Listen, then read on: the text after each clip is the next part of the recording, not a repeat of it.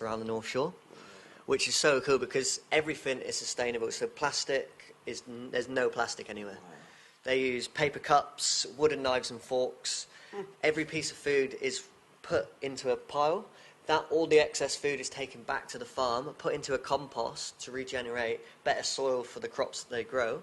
Everything's recycled, and it's just this constant sustainable events. And if we can bring that back to the Gold Coast, even if we get a snippet as an extra of the part of the documentary, just to try and inspire like the Quickie Pro and other competitions that have it to stop using plastic. You don't need all these plastic rubbish everywhere. How good is surfing? I was growing up. I grew up with my dad having a boat, but I actually think of them now as they're like this noisy, like.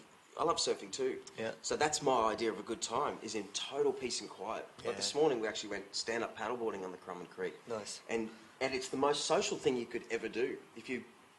We actually had a mate from Las Vegas, and the first time we went on he'd never been surfing at all. So what a great thing to do. We put him on a stand-up paddleboard. Perfect. He never fell in. We were in the middle of the creek, and we could have the greatest conversation because there wasn't a single car around us. Yeah. There was not a bit of noise. No one was putting petrol in this thing. Yeah. It was just, we're getting fit, and we can talk our heads off. Yeah, and it's so still, isn't it? So still, and to get back from the ocean, and then my natural instinct as is lonesome, but I could never do it. I couldn't do it. It sounds like a dirty, smelly thing nowadays. Isn't it funny? Isn't it funny? But that's how beautiful surfing is. And to go to a surfing event like the Quickie Pro, which is the finals are happening right now, I bet. Yeah. It's free. How beautiful are the people there? Oh, that's amazing. They're actually the most beautiful people ever go to this event, and no one is paying. Yeah. It's so everyone has this light-headed. This is just the greatest thing in the world, and all the sports people are. It's just a great thing. And everybody's having a great time down there. Yeah. And it's funny, there's only Australians and Brazilians left in at the moment. Really? Yeah. Jeez, I've missed all the heats. Only because the strange times they've been running the show. I've actually missed a lot of it this year. Yeah, so I reckon they'll finish it today. Yeah, I just saw Taj and I think Julian Wilson in the water nice. right now. And no, it was Mick and Julian. Mick hadn't put in. Geez, we should. Let's have a. Okay. What are you doing right now? Where are you about to go after this? Let's put on the Quickie Pro as we watch. I'm about to go down to the Quickie Pro and watch the finals. Okay. Yeah. All right, let's give a running score. What do we got? Oh, it looks like Roxy Pro. Roxy Pro. Go on, Steph. Hey, did you know? How cool is Steph? Stephanie Gilmore. What a legend. What a legend. And in so many ways, like, you're constantly seeing her with a guitar in her hand. Yeah. Just looking as beautiful. Can you believe someone broke her arm? Years crazy. Ago? Did you watch that 60 Minutes? I saw this the other day and thought, that guy would be living in hell. Yeah. Yeah. Steph Gilmore is just probably the greatest sweetheart the world has ever seen. She's such an icon, though, isn't she? She's like, she loves life. She embraces it with everything you got, and you can see that in her. Like when she's playing guitar, she's so happy. Yeah. When she's surfing, she's just ripping it up, having a great time. And she's inspirational. I'm glad that the younger generation have such a good role model to look up to. Yeah, it's brilliant. And Gabriel Medina's in a bit of trouble today. Yeah, did you hear him swear? Yeah. I actually went, you're supposed to be the world champion. But I don't like saying that because I don't think anyone grows up going, I want to be the best at surfing so I can be a role model for the rest of the world. Of course. It's never. No. You just want to be the best. You just want to actually make money. Well, that's why you've got that competitive streak. You're competing. That's why you're the best. So these great people will always. So that's what makes Steph such a. I couldn't imagine her even being that competitive. Could you? No, she just seems like she absolutely loves what she does, and she's just ripping it up. Who's that? Looks like we've got a Filippo winner. Is it Freddie P? Not Freddie P. Did you see what Freddie P done? No. He grinded a rock in frustration. Yeah, he didn't catch one wave in a whole heat. Really?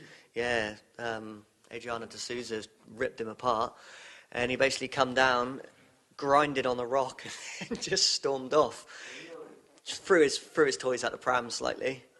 But it must be frustrating, like having no waves. But if you're a professional Hold it together, Freddie. Come on. Sorry if I meet you in Hawaii, but yeah, keep your toys in your pram next time. I've got this cool story, man. You sound like you may know some of these guys. I've got a 4-year-old son, and he it was last year we were teaching him how to swim at the Palm Beach pool here. Yeah. And every Sunday morning at 8 o'clock, I had to jump in the pool with 6 other dads and teach him to go underwater. And it was me, 5 other dads, and Joel Parkinson. Hey. It was awesome, man. Yeah, It was like a world champion. Yeah. He's in my class, and his little boy there is learning to swim with us. Yeah. That's great. See, I'm from Brisbane. I'm from Logan, actually, a pretty rough nut sort of place. Yeah. We didn't have a world champion. I think it's a good thing to if there's a world champion in your own suburb and that you visually see. It's not bad, is it? And What you a can boost. interact with as well, because Yeah. I've had a chat to Joe a few times, Yeah. and he's a nice guy. Do you know what I mean? Yeah. He was teaching his... He'd be busy, man. He's got lots of kids and lots of... Yeah. A tough ask for anyone, I could imagine. Yeah. But he seems to be loving it. It's not Oh, bad yeah. being a professional surfer, is it? I Oh, wouldn't yeah. mind. Yeah, I know. All that fishing and all that sort of stuff. Yeah. Go out training every day. Yeah. God, it's tough. See, I'm a plumber by Are you? trade. Yeah. God, I don't like it. Wow, I used to sell plumbing parts for 3 years when Have I you? first left school. Would Yeah. you like to talk fittings? Yeah. I always laugh because I don't know what they call them in the UK, but a stopcock box. Stopcock box. Yeah. There you go. So I'll come in and say, "What do you want, mate?" "Yeah, stopcock box." Okay. There you go. Do you want the There you stopcock with that? No, I'm right. What about an elbow? Yeah. Two So elbows. plumber, that's good. And then there was the guy that would come in just smelling of human poo, and he was eating a Vegemite sandwich. Like he thought it was really funny. Yeah, not right, is it? It's not bad. No, I've just had enough of plumbing. I really have. I mean, like, I You done grabbed a few tampons in your life, have you? No. Let me explain. Go on.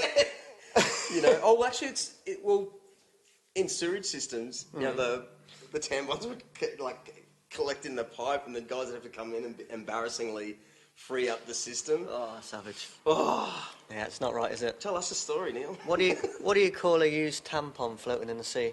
What? Blood vessel. Oh, stop it! I had to throw that one out there. Yeah, what were you saying? I'm Before I ruined everything. I haven't got a clue. No. But, I was talking So you don't want to go back to plumbing? I was talking about plumbing. Yeah. So the reason why I don't like plumbing is guys in Australia, they seem to dig a lot. There's a lot of digging really? for plumbers in Australia. Right. Yeah, a lot of it in the UK is above ground. And Ah. the groundskeepers look after the bottom half of the plumbing side. Really? Yeah. So I've always had a passion for performing and fire dancing. And I've spent the last 10 years dipping in and out of the two. Do you know, when fire dancing's going really well, then I just do fire dance. And obviously when that's not and I need money, I go back to plumbing.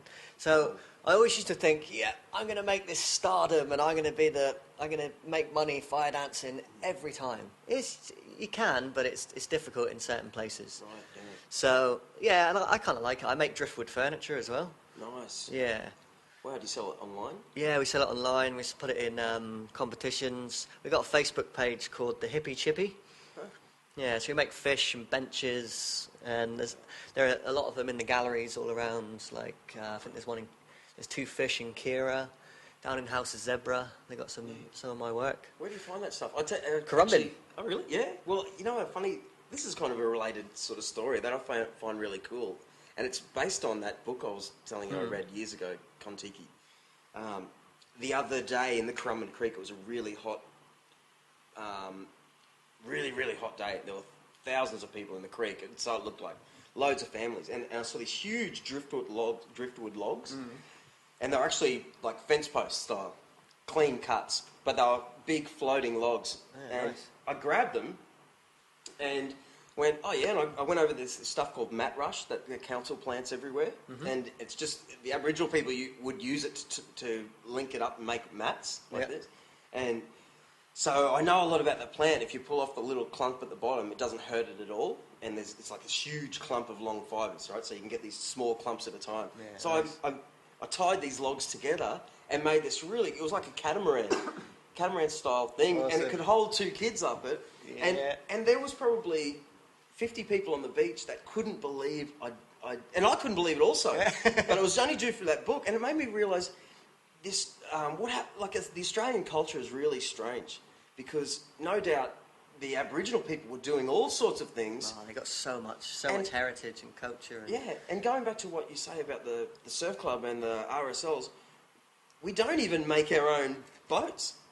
You know, we don't even do any of that. We could get a log and tie it to another log. Yeah. We could make something that is so cool because we'll go to Bali just to see that stuff. Yeah, and wow, how good are they at woodwork? Yeah, but when we see it, we go, oh, it feels like I'm on holidays. Yeah. There's nothing stopping us doing it here. Yeah. Nothing.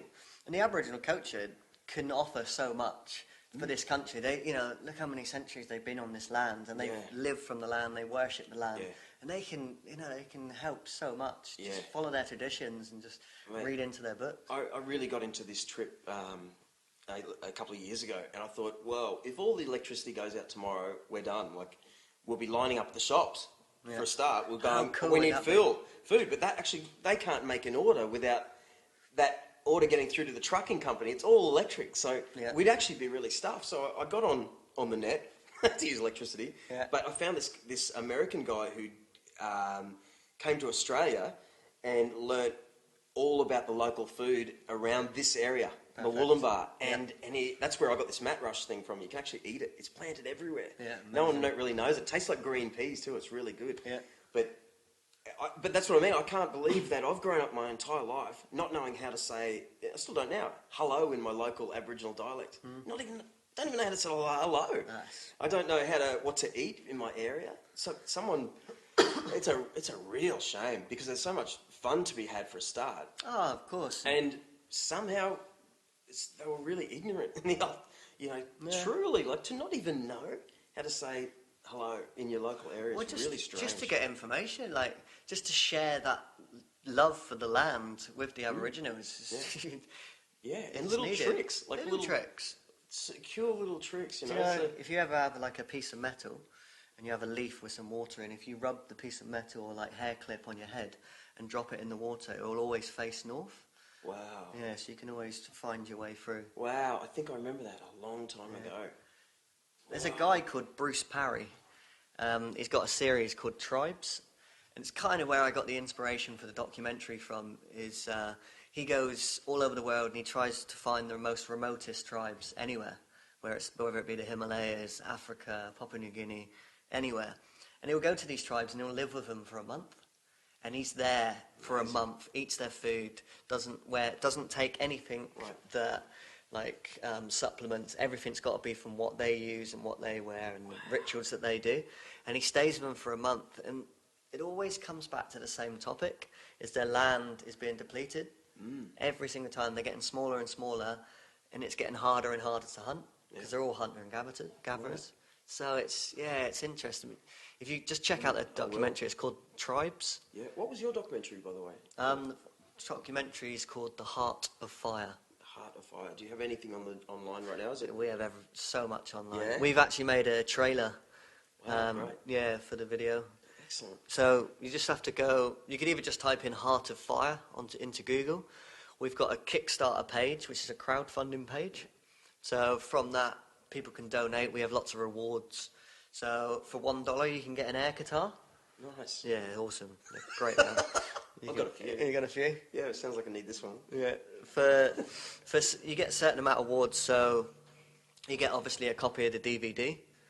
You get a fire show. So if you would like to help donate towards the documentary, Okay. but also like if you're throwing an event or a party, then you can pay for the entertainment, but that money will go into the documentary. Yeah. So, That's yeah, brilliant. That's brilliant. yeah, we just It's rare to find you guys. It really is. Like I meet a lot of people, and I'm finding it's very rare to find people making things like, yeah. you know, yeah. And with the collaboration we've got as well, like, we're all passionate about what we do. We all love what we do. So I love fire, I love performing, and I love meeting people from different cultures and just, connecting with them and learning more about them. My girlfriend, Gabrielle, is a sound designer, and she's got the cutest ears in the industry. She just loves sounds. Just living with her, she'll be watching a film and she'll, oh, do you hear the Foley in that? So you'd hear like the tapping of something going across the screen. Yeah. And they'll all add these sounds in after, and that's her job, is to add sounds in to make you feel a lot more. So rather than